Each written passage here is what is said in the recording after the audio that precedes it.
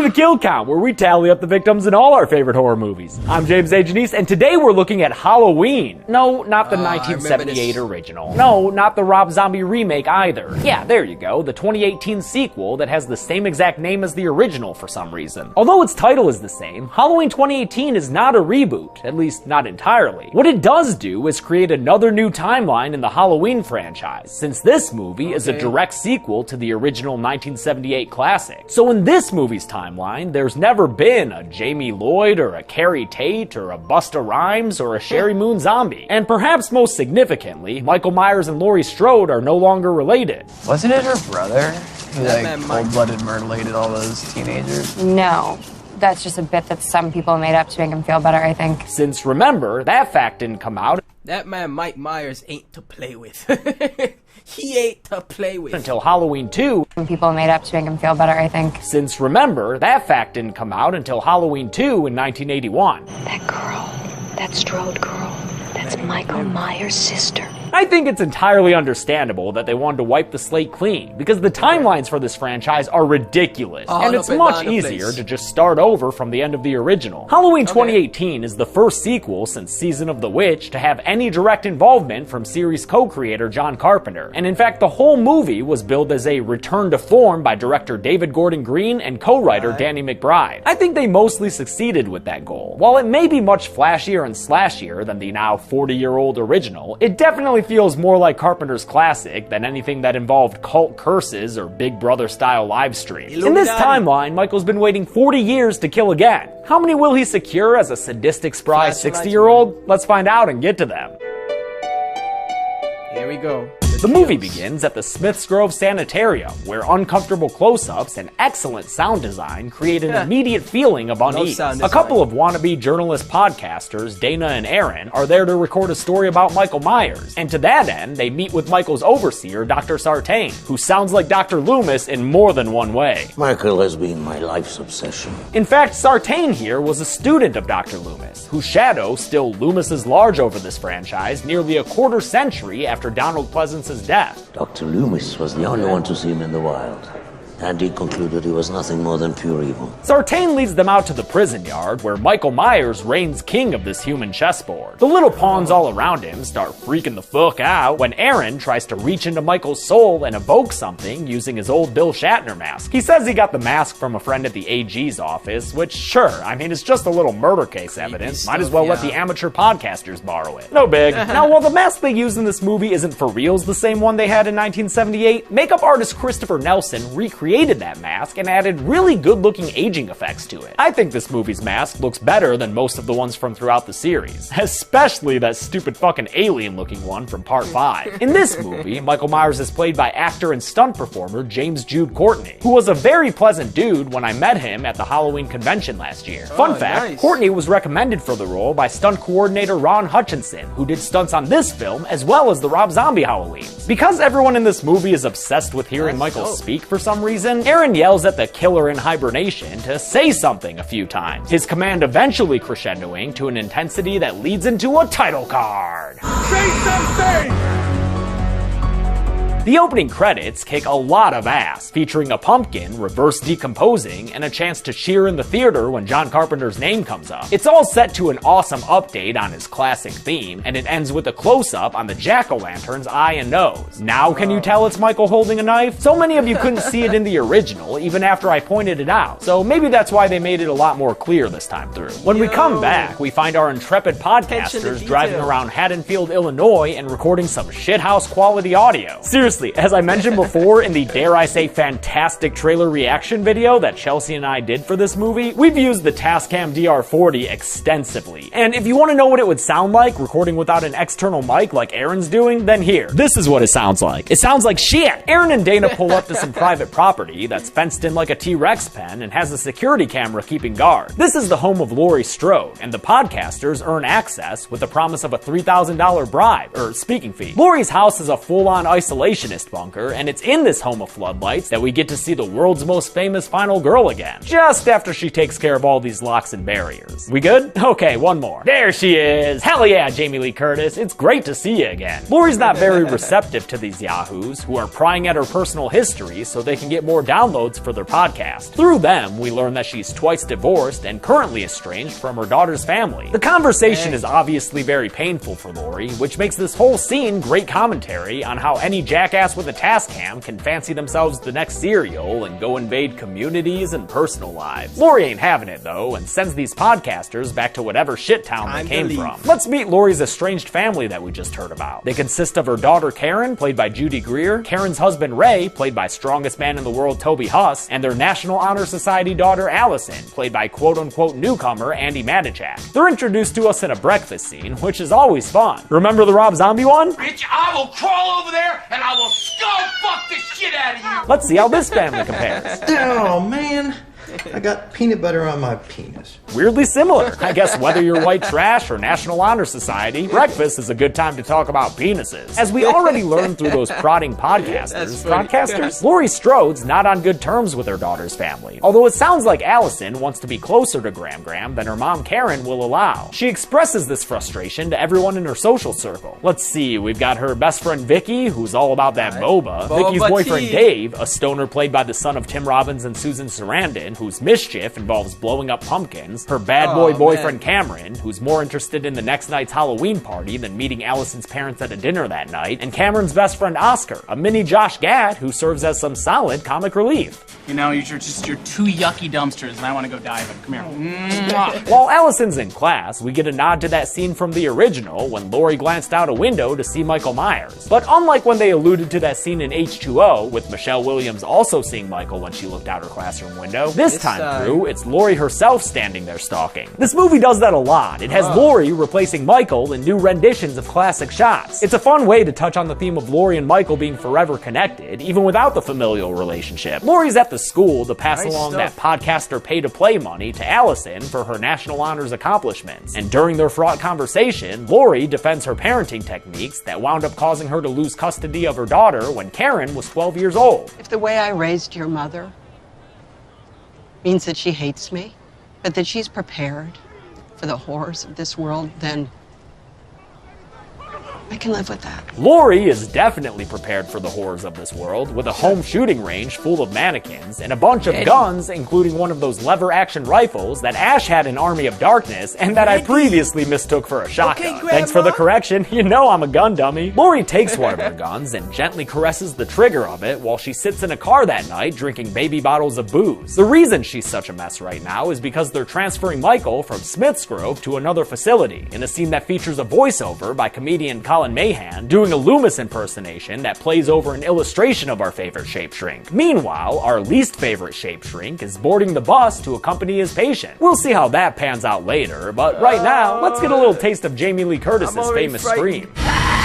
She still got it. At a restaurant, Allison's family is celebrating her academic success and meeting her boyfriend Cameron, whose father is no stranger to Ray. I know Lonnie. I went to high school with him. He used to sell me peyote. Wait, Lonnie? Why does that sound familiar? Hey, Lonnie, get your ass away from there. Oh shit, that's right! Lonnie was one of the little bastards who bullied Tommy Doyle about the boogeyman and made him crush his pumpkin. In fact, it was Lonnie's friend and fellow bully Richie who was the first person to run into Michael Myers with that cool sound effect. Laurie crashes the family dinner and chases down all that airplane alcohol with a full glass of red. This is exactly why we don't reach out. Damn, Karen don't fuck around. But you can't really blame her. I mean, who wants their drunk mom crying all over their entrees? Even if it does give this movie a chance to reference Michael's OG nickname. I saw him in the sheep. That's cool, but we've got company here for dinner, Grandma. After Allison comforts her vulnerable grandmother, Laurie leaves in her giant pickup truck, and in a weirdly flat performance by Judy Greer, Karen recounts her childhood of survival training and reenacting Silence of the Lambs to explain to her daughter why she doesn't want Laurie around. I've spent my entire life trying to get over the paranoia and neuroses that she has projected on me. Maybe the monotone is supposed to stem from digging up childhood trauma, but still seems kind of weird. Speaking of interesting vocal performances, here's this kid. His name is Kevin, and he is not excited about going on a hunting trip with his dad. I enjoy it, but I'm missing dance class for this. Yeah, also, he sounds like he just spent the first 15 years of his life screaming his lungs out. He and his dad come across the Smiths Grove bus on the side of the road. The inmates wandering around, much like they did in that shot from the original when Loomis and Marion Chambers found them freed from the sanitarium. Kevin's dad gets out to see what's going on while Kevin calls the police, but when his pops doesn't return, Kevin takes his hunting rifle and checks out things for himself. He finds a guard or cop or someone on the side of the road and for some reason keeps his gun trained on him like the dude's an 8-bit duck trying to fly off screen. The guy isn't dead when Kevin finds him, but he seems to have bit the dust by time we cut to a long shot. So I'm fine with having him kick off the count. Our first kill a full 30 minutes into the movie. Kevin approaches the bus looking for his dad, but instead he just showcases more crappy firearm training. Don't shoot!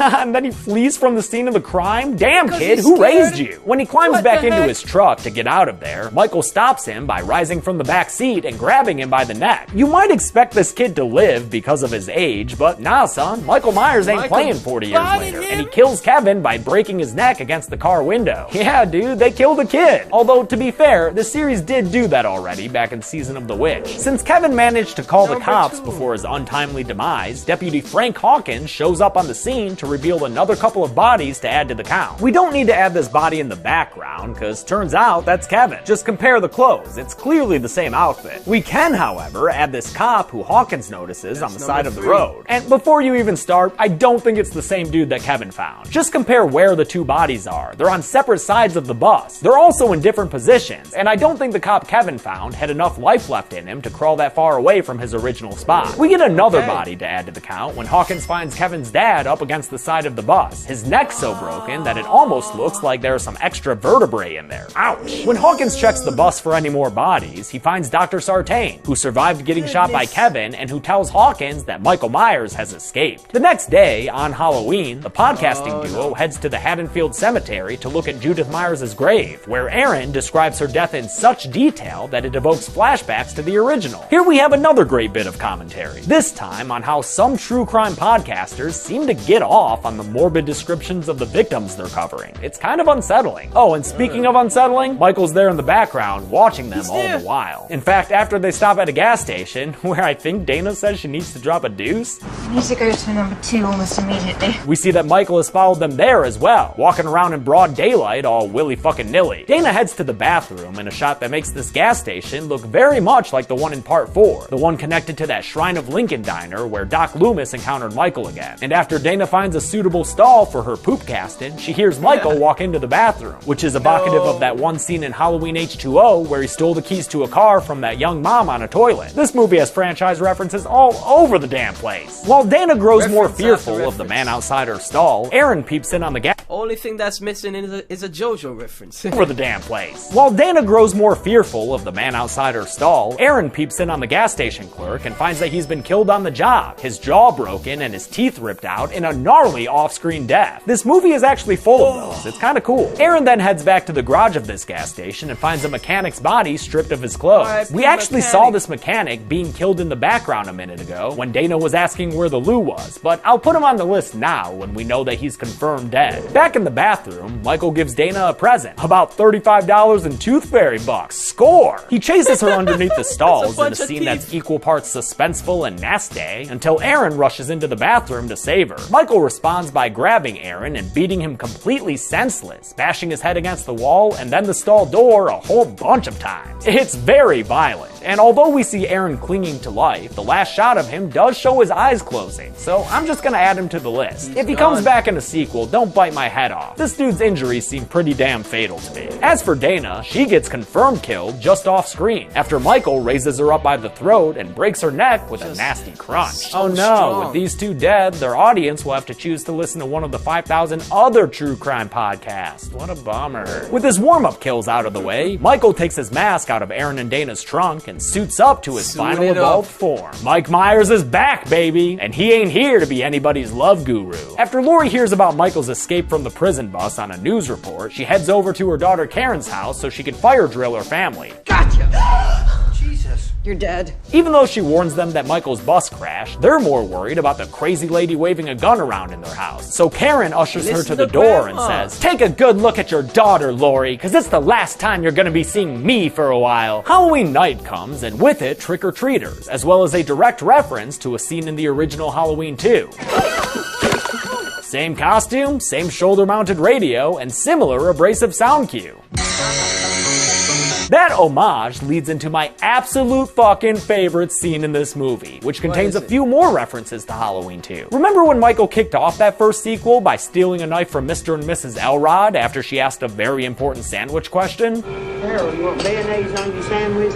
How about mustard? That scene gets updated in Halloween 2018 after Michael grabs a hammer from a garage and then begins a 2.5 minute long one take where the camera never stops rolling. It starts with a housewife, apparently named Gina Pancella, making a sandwich in a very Elrodian kitchen before Michael walks in and murders her off screen. You hear him hit her at least 6 times with that hammer, and we see the body momentarily after the shot continues on through the kitchen. Michael trades out his hammer for a much more comfortable kitchen knife and then walks through this woman's house, thankfully ignoring the crying baby in the living room. So I guess that's where the line is drawn. Raspy teenager? Okay to kill. Wailing baby? Too much, even for Michael. He leaves through her front door and heads down the sidewalk, the camera still following him without a single cut yet. The shot continues as he scares a nurse and doctor couple getting ready to go to a costume party, and then as he steps onto a porch to find another victim with a classic sound cue.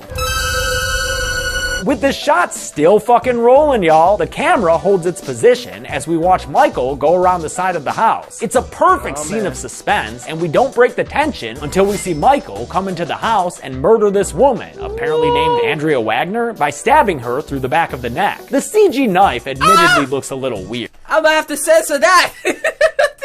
Andrea Wagner by stabbing her through the back of the neck. The CG knife admittedly looks a little weird, but if that's what they had to do to assure that one shot went off without a hitch, it's totally worth it. At the high school Halloween party, where a DJ with a badass Frankenstein-themed table blares a not Icona pop song, Allison and Cameron are having a good time dressed as gender-bent Bonnie and Clyde when she takes a call from Vicky, who's babysitting a little kid named Julian. Vicky wants Allison to come hang out with her, and honestly, Allison, you should do it, just so you can chill with Julian. That kid's hilarious. I know you're talking about smoking weed. Don't lie to me. That's against the rules. I'm telling my mom. Obviously, the scene is just here for comic relief, but it fucking works, man. I love the back and forth between Virginia Gardner and Jabril Nantambu, a first-time kid actor who apparently improvised most of his dialogue. If I had some other kind of babysitter, she'd be reading me a story. I wouldn't be up clipping my nasty ass toenails. Plus, they have a real sweet babysitter-babysittee relationship. And isn't that what this whole damn franchise was founded on in the first place? Dave shows up at Julian's house, dressed as a farmer and riding a wooden horse named after Laurie Strode's alias in H2O. This is Tate.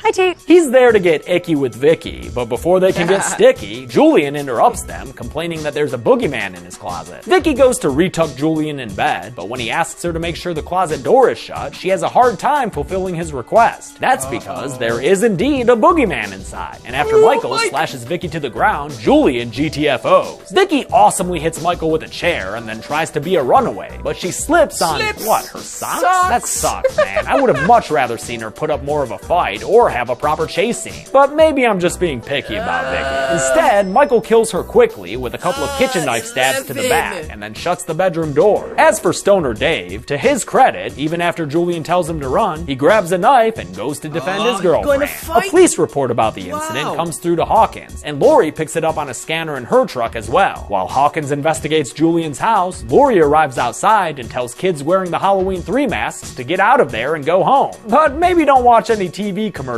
when you get there, okay kids? Underneath a sheet ghost, Hawkins finds Vicky's body, and if that seems too decorative for Michael Myers for you, don't forget, he did splay Annie out in front of his sister's tombstone back in the original. He's no Jason or anything, but he's always had a small streak of creativity when it comes to corpse decoration. Outside, Laurie sees Hawkins through one window of the house, and then Michael in another, the first time she's seen him in his mask in 4 decades. For this shot, Michael Myers was played by Nick Castle, the man who originally donned the mask in 1970. 1978. He was also a very pleasant dude when I met him in person. Laurie shoots at what ends up just being Mirror Myers, so Michael is able to just saunter on out of the house totally unscathed. By the time Hawkins goes downstairs after him, Michael is gone, but he does find Dave's body pinned against the wall with a knife through his neck. Again, another pretty decent off-screen kill, and this one's even got a timestamp. Outside, Laurie shoots Michael in the shoulder, but he still manages to get away from her. Hawkins catches up with Laurie and they talk to each other in a very familiar way. So at first I had guessed he was one of her ex-husbands, but alas, turns out that's not the case. He is, however, the cop who caught Michael after he was shot off that balcony 40 years ago. In this timeline, after Michael disappeared from the ground, scaring the sanity out of Dr. Loomis, he was apparently captured mere moments later by none other than Frank Hawkins here, who also prevented Dr. Loomis from killing Mikey Mima. The badass-looking Sheriff Barker arrives with the recently awakened Dr. Sartain. But unfortunately, Sheriff Barker's not a bigger character in this movie, and instead we're about to be stuck with Sartain for a little while. Sartain sees Laurie and fanboys over her hard. Chill out, dude. You should know Ms. Curtis don't like that kind of shit. After meeting him, she refers to him as the new Loomis, although I personally prefer the much shorter Noomis. During all this, Allison's time at the high school dance has been a total disaster, since she caught Cameron kissing with a kitty named Kim. Between that and all the contraband booze he's been guzzling, Allison is totally done with Cameron. But good riddance to him, girl. This dude's the kind of jerk who will toss her phone into some unsanitary party nacho cheese. Fuck that guy. Allison and Oscar leave together, and during their walk home, we run into a spot of awkwardness. Allison, you're the coolest, you're the prettiest, and you're the nicest girl in school. And if anyone doesn't appreciate that, they're a crazy person. Thank you. It's very sweet. Oh no, we have all seen this relationship play out before, and nobody ever seems to win in the end. Hawkins and Noomis are out looking for Michael Myers, and during their buddy road trip conversation, we see just how friggin' obsessed Sartain is with the silent serial killer. I want to know what he's feeling. I want to know what pleasure he gets out of killing. Because of that, he wants to capture Michael alive, but Hawkins ain't looking to repeat the same mistake he made in 1978 when he let Michael live. Meanwhile, Laurie and a police escort get to Karen's house and tell her that it's Mima bunker time, so they fruitlessly call Allison's submerged cell phone and leave voicemails that call back to classic Laurie lines. Now do as I say. And tell her that it's Mima bunker time, so they fruitlessly call Allison's submerged cell phone and leave voicemails that call back to classic Laurie lines. Now do as I say. But right now, Allison is taking a shortcut home with Oscar, whose crush on her erupts just as awkwardly as we all feared. What are you doing? You deserve better, right? Oh boy, you just hate to see that happen. Friend zoned, my guy.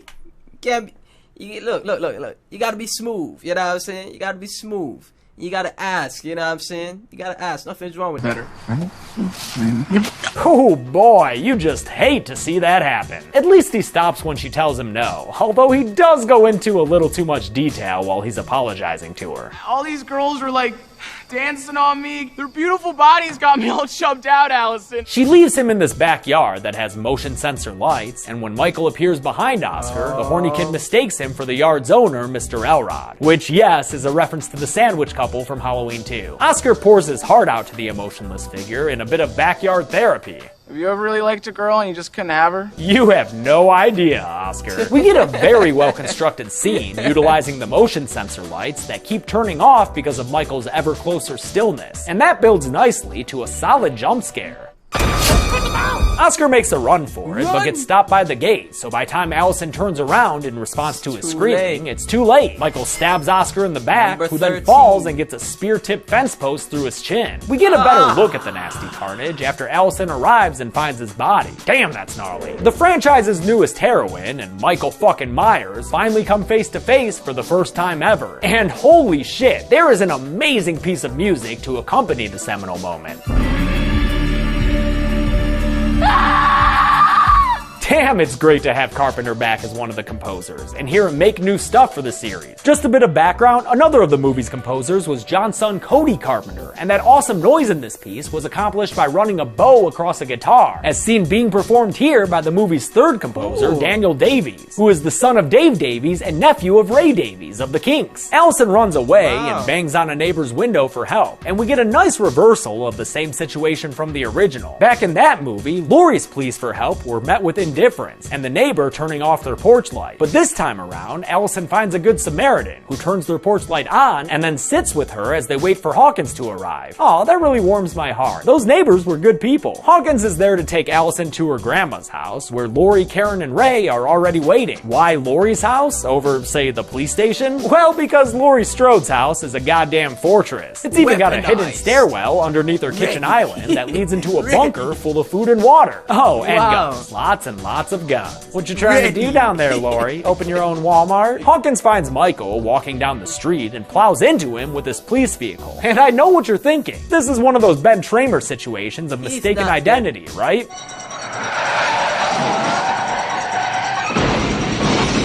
Dang. Never gets old. But no, it turns out this is actually really Michael Myers. For reals. Dr. Sartain tends to him and tells Hawkins that he's dead. But guess what? Sartain's a fucking liar. Because he actually wants to keep Michael alive so bad that he takes out a penknife and stabs Hawkins in the neck with it. Oh, damn! Sartain gets Hawkins to the ground as Allison watches helplessly from inside the car, and the crazed doctor kills the deputy with a couple of stabs that leave him bleeding out to death from the neck. R.I.P. Hawkster. When I first saw this movie, I was aghast watching this twist unfold, and my confidence in it was not at all restored when Sartain popped up into Allison's view wearing the Shatner mask. Holy shit, that looks dumb. But thankfully, his game of dress-up only lasts as long as it takes him to load Michael's unconscious body into the back seat with Allison. After all, can't really drive in a mask like that. I've learned to live with the Sartain thing, partly because it's here that Sartain admits to being responsible for the bus crash that freed Michael in the first place. That works for me. But it does still feel like a pretty cheap mechanic to get Michael to Laurie's house, since I guess Sartain's gonna take him there for a reunion to, honestly, I don't know. This guy's crazy. And very disrespectful of corpses. The entrance to Laurie's property is currently being guarded by officers Francis and Richard, a pair of cops who are another source of comic relief. Once again, it works for me. I find their conversation very natural and hilarious as they talk about what they've packed for dinner. Fresh brownie. Okay. Chocolatey homemade brownie. I made that myself. That's like what a 5-year-old would eat if they could make their own lunch. I was actually really surprised to learn that these two actors weren't comedians or UCB improvisers or anything of the sort. Officer Richards there is played by Charlie Benton in his only credited role, since his real job is a special victims police detective. He served as this movie's law enforcement technical advisor and somehow wound up rocking this very funny role. And Officer Francis there is played by none other than Christopher Nelson, this movie's makeup artist who made Michael's mask and who won the Academy Award for makeup effects for his work on Suicide Squad. It was awesome to learn that these two non-actors managed to be really funny. Way better than the last time this franchise tried to have a pair of comedic cops.